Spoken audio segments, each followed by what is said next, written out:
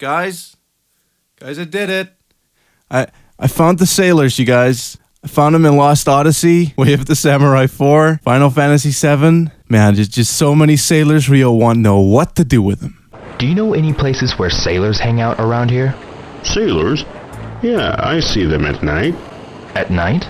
They're really big, bad dudes, you know? Man, it's good to finally have that meme in HD. Same goes for Tom's Dance, these lovely streets, these epic cutscenes, and all of the dozens upon dozens of shops, signs, cupboards, gubbins, and crannies what this game allows you to fiddle around with. You see, one of my favorite activities in games is to just look around and admire the work that was put into all of these 3D models and textures. All of these jars and flasks in Final Fantasy XII, the items of potential murder in LA Noire, or Minmo growing strong, are all items that had to be deliberately handcrafted. It's kind of like being able to walk around a collective collage of art and architecture. It's cool. But sadly, in most games, it stops at looking. I can spend hours trying to pan around this stubborn fucking camera in Final Fantasy XIII, trying to take a look at all of these storefronts, but fuck if I'm ever allowed to go in there, let alone fondle anything. And when games do go that one step beyond, like Hotel Dusk or LA Noire, it's usually only with the directive of detective that one's allowed to touch. Shenmue, though, lets you go buck wild. And so I shall now talk about this and why I think that this shit good for world and character building and immersion and stuff. Harold, roll the intro! Since the dawn of the text-based RPG and adventure game, games have given you the option to examine shit. Of course, back then it was a necessity as you couldn't actually see anything. So if you wanted to know what that knob-goblin hobgoblin looked like, you had to at least inquire about said noblin before one could goblin by typing "look at goblin, gobble, knob." But this option would stick around. First in PC games, cause maybe these pixels weren't all too descriptive after all, and later also in survival horror games, RPGs, and the LucasArts point-and-clicks to name a few, as a way to learn more about what you were already seeing. The way Manuel Calavera would sarcastically joke about his life relating to every examinable item told you a lot about him, but also his surroundings. Same with Heather's snarky teenager commentary from Silent Hill 3, often also making shit feel just that smidge more psychologically fucked than the visuals already did on their own. And hey, in certain RPGs, ransacking shit could even net you some wee goodies to help you on your adventure. A lot of the time though, things weren't exactly in-depth. 1 or 2 lines of dialogue was typically all you got, and where games like Resident Evil would let you spin around the 3D models of the items in your inventory so you could interact more betterer, the what and how would still be fairly limited, seeing as most items were stuck to the scenery. And so here is where Shenmue separates itself from everything else that came before it,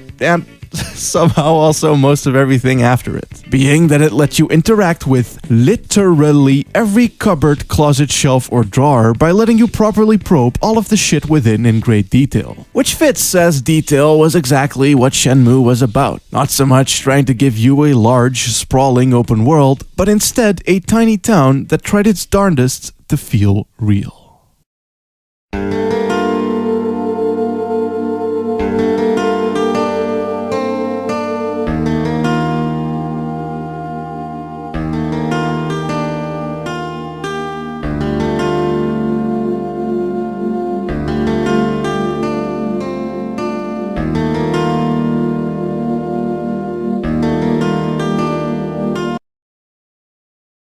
All NPCs are people. Are you alright?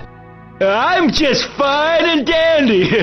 Yeah, I said it. People. Who do stuff, have schedules, activities, and secret plans for each day of the week, as well as a name, house voice, and a general persona. Which, yeah, isn't too far off from what Majora's Mask did a bit before, but see, Majora only had a handful of characters, and Shenmue genuinely has an entire neighborhood's worth. Each house has a nameplate, and so also a person associated with it, who will roam the streets so you can stalk them on their way to work, or have them bump into you at shops. Not to mention that their dialogue will change based on things like the weather, what Ryo's planning, or some other recent event. It's really kind of insane when you think about it. Someone had to write all of that, and then implement it, making sure that all scripts would run in tandem, and then a ton of other people would have had to record hundreds of lines for all of it too. Those guys in the black car, what were they like? I saw a guy wearing this weird coat. Not amazing lines, but I mean, you know.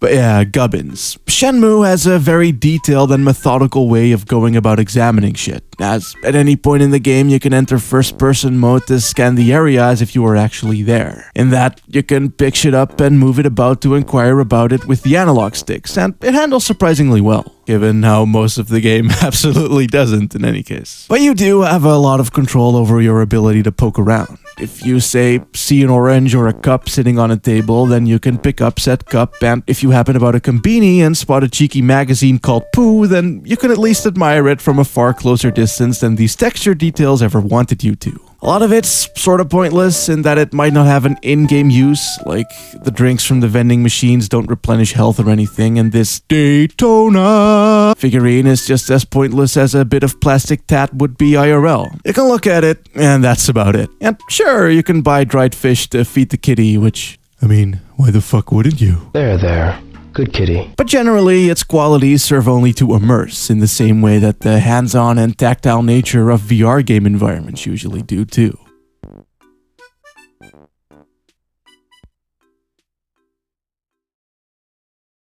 You can learn a lot about our main man Ryo simply through raiding his house. His family members, their traditions and beliefs, the types of video games that he likes despite this taking place in the 80s, the fact that the plain white t-shirt he's wearing is literally all that he wears and that he's also a white socks man. Gross! Not to mention his horribly low-res manga collection and the notion that his entire family has this really unhealthy loyalty to Sega brand products, owning their cassettes, Walkmans, batteries, notebooks, and so on. I'll tell you loads about him as a person without a single word of dialogue needing to be spoken. It's just you, your creepy Dreamcast hands, and this comfy-ass Sega soundtrack to accompany the raid. I hesitate to call it elegant at all, but it does certainly work. And that's also without bringing up the examinations that do prompt dialogue or even entire cutscenes, like here, where the food on table reminds Ryo about his time pre-Dad Dead, or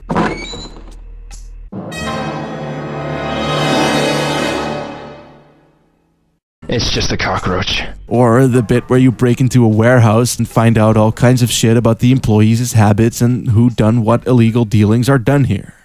What kind of pot is this? All of this, however, culminates in one cool sequence in which you need to negotiate a basement. It's dark, you can't see shit, and yet Ryo needs his MacGuffin. Now, in most adventure games there would be one sole solution, but Shenmue doesn't roll that way. As one could say, light candles using matches that you could have picked up before, use a flashlight that you could have bought or found at home, granted that you have the batteries for it, or screw in a light bulb, which I never even found. Not to mention all of the objects in there that don't really mean anything, but that's real-life logic being applied, isn't it?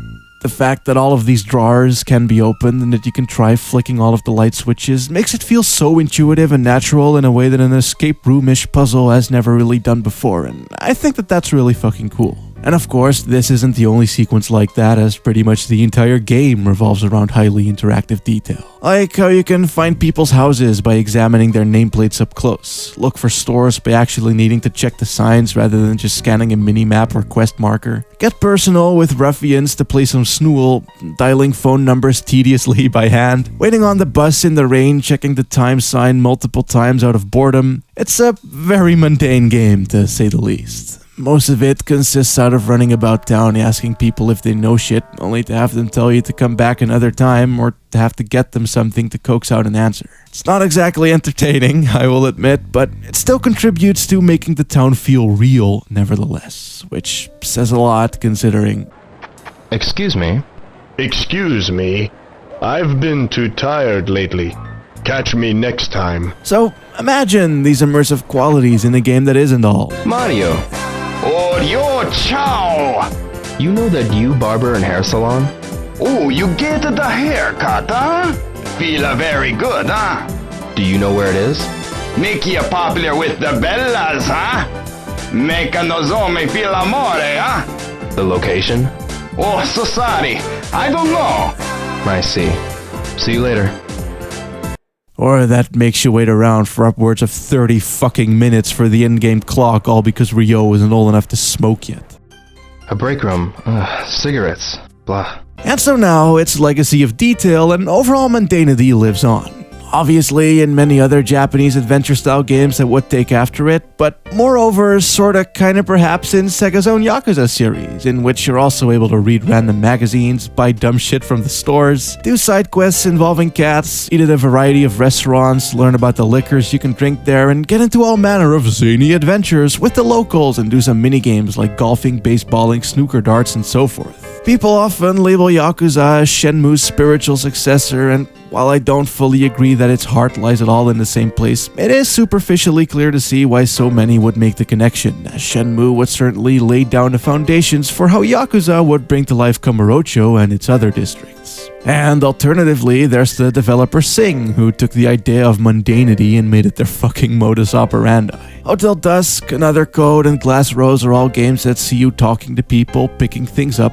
looking at said things, and delving into the bizarreness of normality that is real people, through using concepts like dreams, memories, family, and general psychology as their basis for its densely detailed character-driven banter tales. Though, to be fair, I feel like a lot of Sing's inspirations, especially tonally, came from David Lynch's Twin Peaks, given that there's characters who for sure feel like references, but there is still no doubt that the Shenmue strand is alive and well here. As it also is in shit like the new Tomb Raider games, The Order 1886, and the recently-ish released Spider-Man, all letting you closely observe many 3D trinkets and inquire about them through reads and listens. Like learning about how Spidey can't do merch officially due to that giving away his identity, all through finding a knockoff plushie. Shit's cute. And overall, a nice product of the bloated development cycles of AAA games. I mean, hey, if I had to spend multiple days modeling a single fucking bangle, then fuck you, you will look at it. Not to mention the Life is Strange games that literally do the main character house raid thing verbatim, just less awkward. So yeah, there you go. Shenmue may have aged about as well as a fucking corpse, but it's had its influence for sure, and it does also genuinely have some cool shit in it still that's worth appreciating for what it is, even today.